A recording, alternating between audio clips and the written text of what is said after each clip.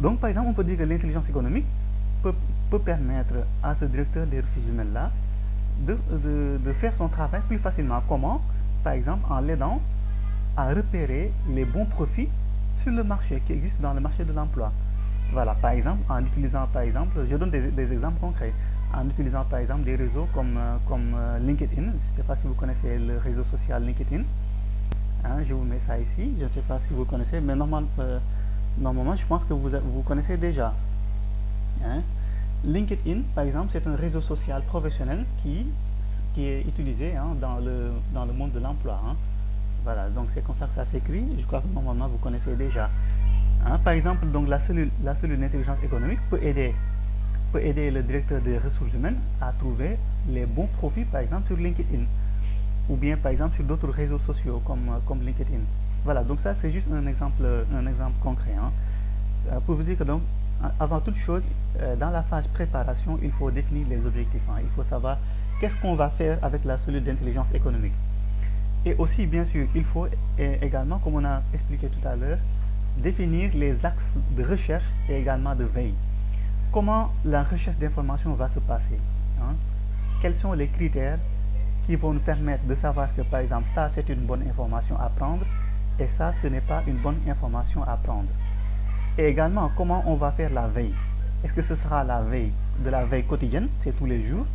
Est-ce que ce sera une veille hebdomadaire, ce sera toutes les semaines?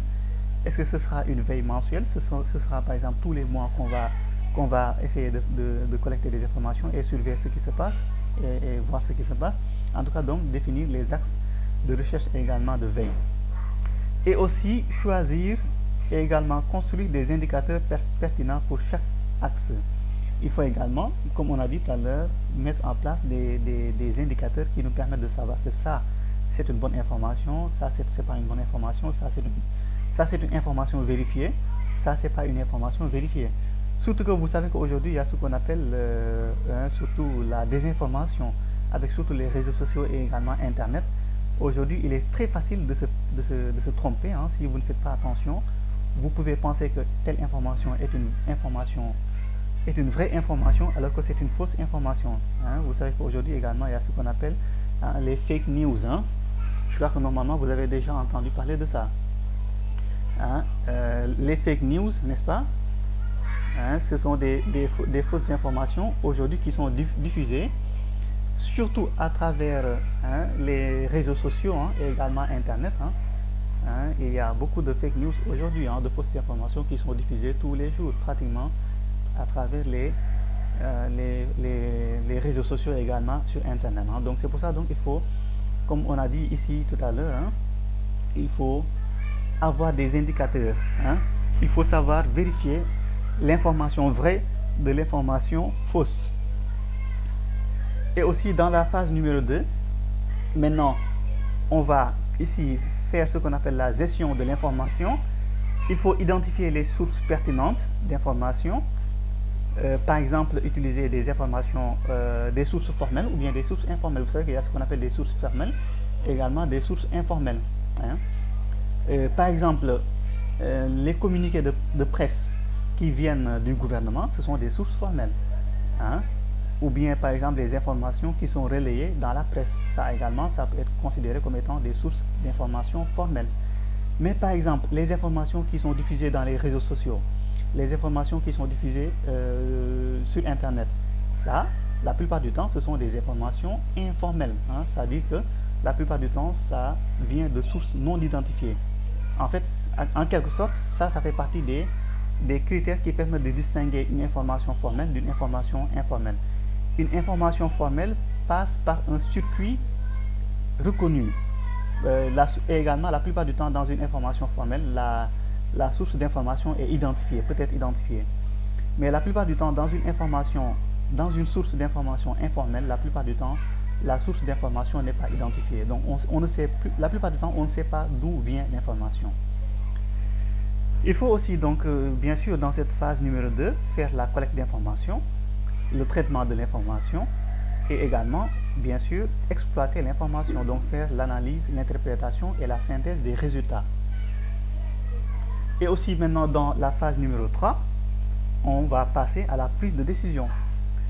Donc, toutes les deux phases dont on vient de parler tout à l'heure, la préparation et également la collecte d'informations, hein, la phase de la préparation et la phase de la gestion de l'information dont on a parlé tout à l'heure, ça va permettre de passer à la prise de décision. Donc si on prépare l'information, on la collecte, on la traite, on l'analyse et on l'interprète, on va maintenant partager les résultats obtenus avec les décideurs, comme on avait dit. Donc, et cela va permettre aux décideurs de pouvoir prendre les bonnes décisions. Hein. Par exemple, comme on a dit tout à l'heure, on voulait aider le directeur des ressources humaines à identifier les bons talents, les bons profils, hein, les meilleurs profils à recruter. Et nous savons que grâce à notre recherche, je parle ici de la cellule d'intelligence économique. Donc nous, la cellule d'intelligence économique, nous avons parvenu à collecter des informations et à savoir que, par exemple, grâce à un réseau social comme LinkedIn, comme je vous ai dit tout à l'heure, grâce à un réseau social ici comme LinkedIn, nous avons pu voir que il était possible de recruter les bons profils sur LinkedIn, par exemple. Donc vous savez que là, si on donne cette information-là au directeur des ressources humaines, hein, au DRH, comme on le dit, hein, au directeur des ressources humaines, ça va lui permettre d'aller directement au but. Hein. Il va savoir où est-ce qu'il va aller pour chercher les bons profils dont il a besoin. Donc il va aller directement sur LinkedIn et là-bas, il va recruter, hein, les bons profils dont il a besoin. Et donc ça que sert l'intelligence économique. Hein, ça permet de prendre... En tout cas, ça fait partie des utilités. Hein, ça fait partie des utilités de l'intelligence économique. Donc ça aide à la prise de décision. Hein, ça aide à la prise de décision. Voilà. Et maintenant, on a parlé tout à l'heure de formation de cellules d'intelligence économique. Maintenant, dans cette cellule d'intelligence économique-là, on va trouver qui, hein? Qui est-ce qu'on va trouver dans cette cellule d'intelligence économique? Par exemple, on peut retrouver dans cette cellule d'intelligence économique un responsable de la cellule d'intelligence économique.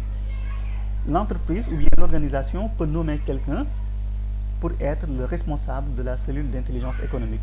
Hein? Donc ça, ce poste-là, normalement, doit figurer, ou bien en tout cas peut figurer dans, parmi les postes qu'on peut créer dans la cellule d'intelligence économique. Donc un poste de responsable de la cellule d'intelligence économique.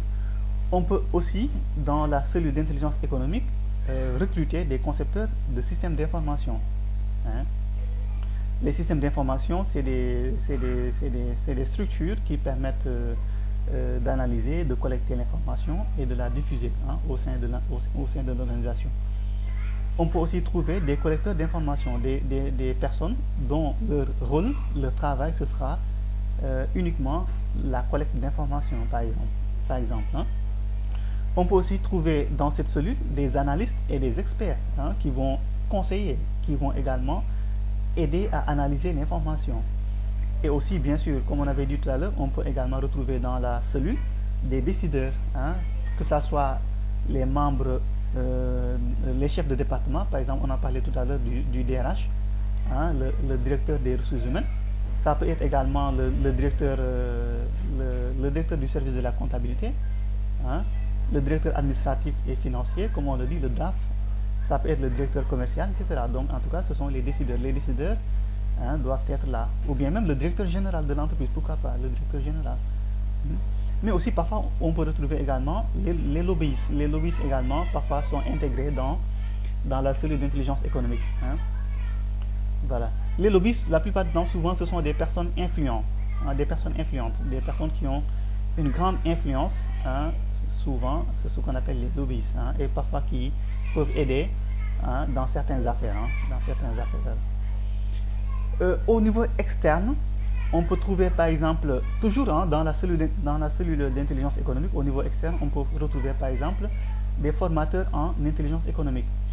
Hein. Surtout, vous savez qu'aujourd'hui, comme je vous ai dit, cette discipline, l'intelligence économique, est une discipline qui est assez récente. Hein. Elle n'est pas encore trop connue. Hein. Et donc, c'est pour cela, donc, la plupart du temps, pour retrouver des spécialistes, ça peut être difficile. Hein. Donc, c'est pour ça, parfois, on peut avoir besoin de faire appel à des formateurs externes.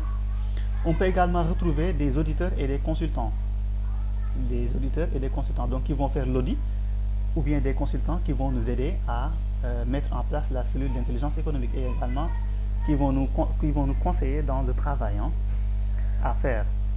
On peut également retrouver des éditeurs de logiciels d'intelligence économique.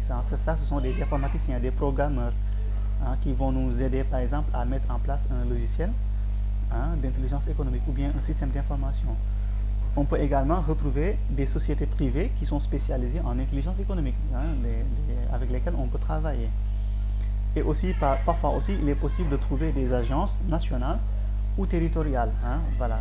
Donc, on peut également retrouver, comme je vous ai dit, l'intelligence économique, c'est pas seulement l'affaire des entreprises, c'est aussi l'affaire des États et également des organisations publiques.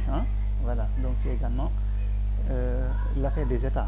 Les États aussi utilisent aujourd'hui l'intelligence économique.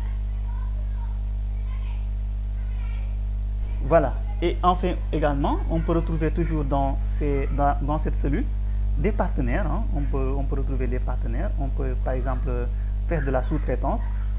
Au lieu de créer une cellule d'intelligence économique dans l'entreprise, on peut par exemple, comme on a dit ici tout à l'heure, on peut faire appel à une société privée qui est spécialisée dans ça. Et comme ça, on va lui confier notre cellule d'intelligence économique. Donc c'est eux qui vont se charger de cela. La sous-traitance par exemple, ou bien la co-traitance, c'est possible également de faire ça, ou bien voilà, de faire appel à des personnes qui vont faire des interventions dans des domaines bien précis. Voilà, et donc ce sont ces membres là qu'on va retrouver dans la cellule d'intelligence économique.